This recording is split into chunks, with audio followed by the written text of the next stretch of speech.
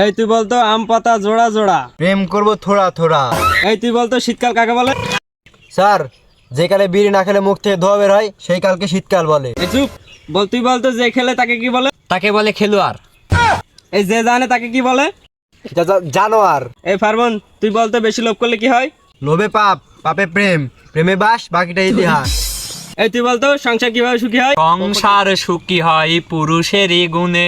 দিশে চুপচাপ বইয়ের কথা শুনে। এই টিকটক কাকে বলে, কে পারবি বল? স্যার, সিনেমায় চান্স না পাওয়া প্রতিবন্ধীদের ঠোঁট নাড়ানোর স্থানকে টিকটক বলে। এই চুপ মূর্খ বাঙালিরা।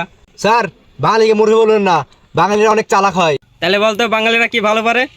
স্যার, বাঙালিরা বাঁশ দিতে ভালো পারে। এই কি বললি? হ্যাঁ স্যার, তাই তো বাঙালি বরফের পিছনে বাঁশের কাঠি ঢুকিয়ে দিয়ে তার নাম দিয়েছে আইসক্রিম।